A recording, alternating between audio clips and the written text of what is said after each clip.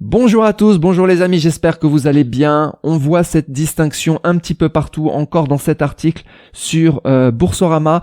L'or papier et l'or physique. L'or papier est-il différent de l'or physique? Eh bien pour moi, non, il ne l'est pas, surtout quand on parle d'ETF or ou d'ETC or. C'est mon avis personnel, c'est mon analyse. Je vais développer cette idée dans cette vidéo. Vous n'êtes pas obligé d'être d'accord. Vous pouvez venir en commentaire et donner votre avis. Il n'y a pas de souci. Vous pouvez venir aussi sur le club Blue Sky. On en parle. J'ai reçu un commentaire récemment qui disait j'hésite à acheter de l'or papier. Je préfère l'or physique. Pour moi, ça n'a aucun sens et je vais m'en expliquer. Alors, première chose, dans cette vidéo, quand je parle de l'or papier, je parle des ETF or et des ETC or. Je ne parle pas des sociétés orifères, des sociétés d'extraction minière, etc. Je ne parle pas de ça. Je ferai peut-être une vidéo dessus. Pour moi, c'est complètement différent. Donc, je parle des ETC et des ETF or. Alors, revenons à nos moutons. Quand on parle d'or physique, en général, les gens parlent d'acheter des pièces d'or ou d'acheter des lingots d'or. Voilà. Vous allez chez un marchand d'or, vous achetez votre pièce, votre lingot, et ça, ils appellent ça de l'or physique. Et moi, j'ai une seule question à vous poser. Une fois que vous l'avez acheté, qu'est-ce que vous faites? Vous le mettez où, votre or? Vous le stockez où? Sous votre oreiller? Dans un coffre chez vous?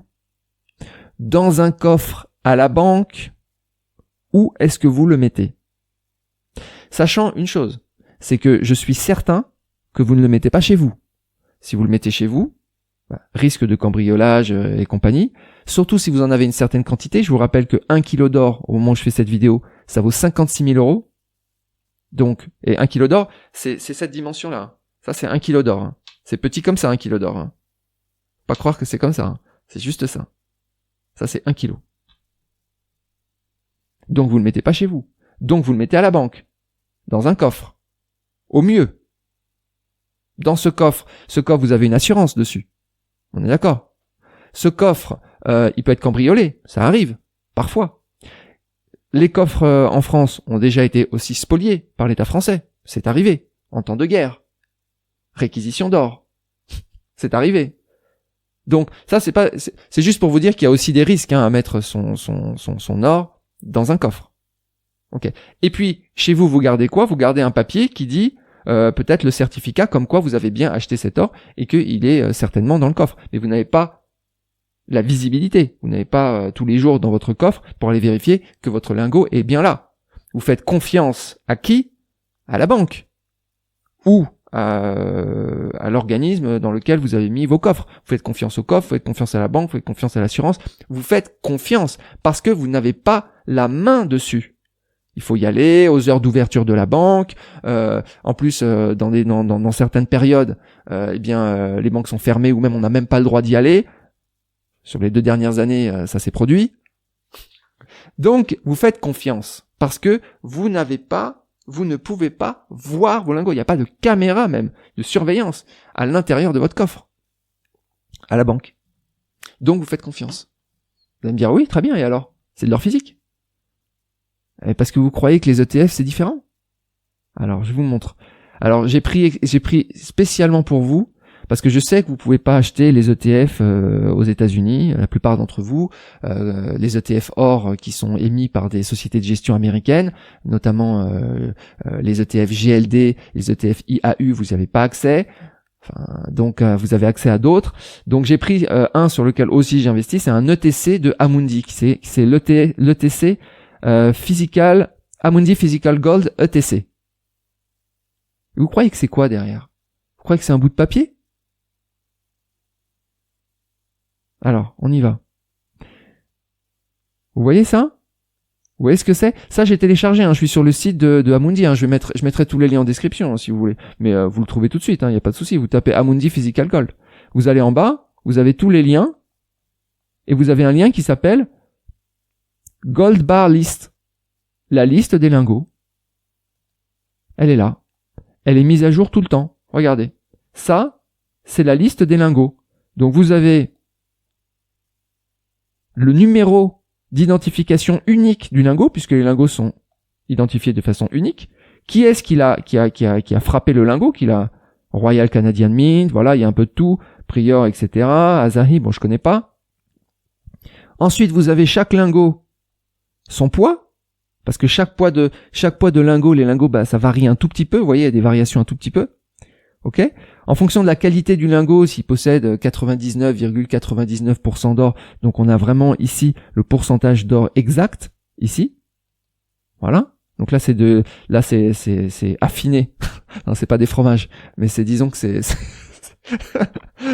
voilà, il y a 99,99% d'or. Voilà. Parce que parfois on peut aller jusqu'à la 5e décimale, la 6e décimale, etc. Donc il y a différentes qualités. Voilà. Et vous avez là où c'est stocké. Et c'est stocké chez qui? Ici, par exemple, dans ce cas-là, c'est stocké chez HSBC. Voilà. Donc ça, c'est les coffres de HSBC qui sont à Londres. Et vous voyez bien que c'est pas Amundi, qui est une filiale du Crédit Agricole, qui va stocker l'or. Non. C'est stocké par un organisme externe. Le coffre complètement séparé, des organismes complètement indépendants. HSBC d'un côté, Crédit Agricole de l'autre. Vous allez me dire, ok, mais comment tu sais qu'il y a vraiment cet or dans les coffres? Eh ben, c'est facile. Il y a un organisme indépendant. C'est le Bureau Veritas. Et eux, qu'est-ce qu'ils font? Ils vont aller compter régulièrement et vérifier la qualité et tout. Donc voilà, ils ont dit voilà, on a été dans les coffres à cette date-là, on a vérifié qu'il y avait tant de barres d'or voilà, avec tel poids d'or et compagnie. Terminé. Bureau Veritas tamponné.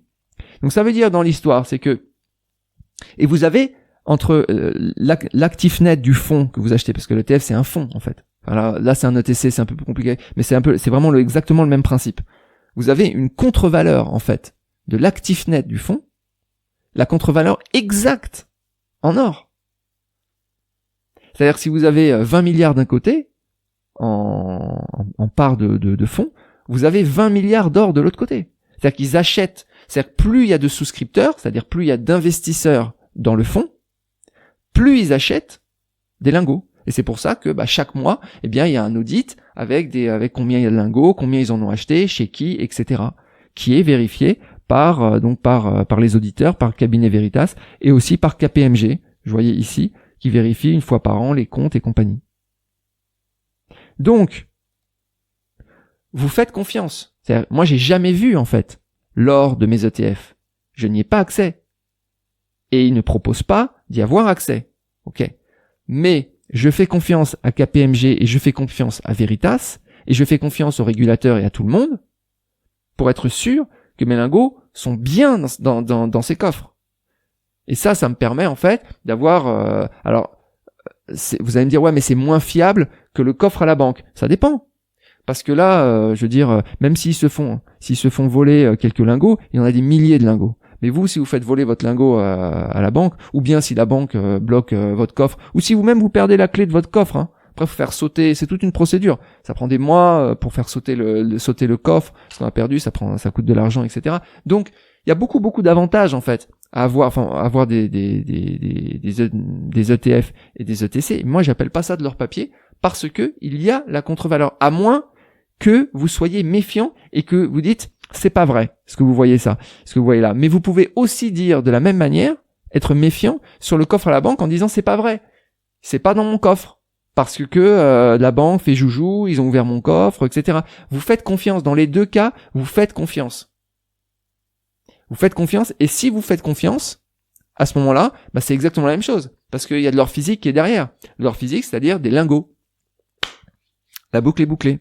Alors, je précise quand même pour que il n'y a pas que les ETF et les ETC. C'est juste, moi je les achète parce que c'est super simple, on achète, on vend, etc. On n'a pas à se déplacer au coffre pour aller revendre son lingot, je ne sais pas comment, le trimballer sur soi. Parce qu'il y a ça aussi, un jour vous voulez revendre votre lingot, vous faites comment? Vous le sortez du coffre, vous mettez dans votre sac à dos, 56 000 €, et ça c'est 1 kilo, et vous allez le revendre. Imaginez vous faites, vous faites racketter. Ici il n'y a pas de raquette, il n'y a rien. Donc, Je précise aussi que c'est pas la seule manière. Je veux dire, j'ai fait des vidéos sur Pax Gold, par exemple. Pax Gold, pareil, c'est de l'or physique qui est vérifié, régulé et compagnie, vérifié régulièrement qu'il y a bien dans les coffres, eh bien le montant, la contre-valeur en or. Et en plus, sur du Pax Gold, c'est-à-dire c'est de l'or sur de la blockchain en fait. Eh bien, il y a la possibilité d'aller récupérer son or. C'est-à-dire que si on veut, on peut le récupérer. Alors que sur les ETF et les ETC, il n'y a pas cette option d'aller récupérer vraiment votre or. C'est pas possible. D'accord? C'est juste, on achète, on vend. Mais, il n'empêche que c'est bien de l'or physique qui est derrière, dans des coffres, en collatéral de l'actif net. Moi, j'appelle pas ça de l'or papier. Pour moi, de l'or papier, en fait, c'est simplement de l'or qui n'a pas de contre-valeur. C'est-à-dire où il y a nulle part, en fait, de l'or physique qui est stocké pour contre-valoriser ce qui est écrit sur votre papier. C'est-à-dire, ça pourrait exister, hein. C'est-à-dire qu'il pourrait y avoir de l'or, un peu de l'or algorithmique. C'est-à-dire, de l'or qui suit, un papier qui suit le prix de l'or, mais derrière, il le suit d'une manière en achetant des produits dérivés ou autres. Ils font leurs calculs et compagnie, et il suit, mais il n'y a pas de contre-valeur. Ça, pour moi, ce serait de l'or papier. Mais c'est pas du tout ça, hein, les ETF et les ETC. Les ETF et les ETC, c'est le gars, le gérant, il reçoit 50 000 euros d'un côté, de nouvelles souscriptions, et ben, il achète un lingot. Ça déclenche l'achat d'un nouveau lingot. C'est tout. Ça fait, un lingot moi, je suis parti sur des lingots de 1 kg. Mais là, c'est pas des lingots de 1 kg. Donc, mais l'idée, c'est ça. Donc voilà. Dites-moi ce que vous en pensez. Parce que moi, honnêtement, cette distinction hors papier, hors physique concernant les ETF et les ETC, pour moi, elle a aucun sens. Je vous souhaite une excellente journée et je vous dis à bientôt.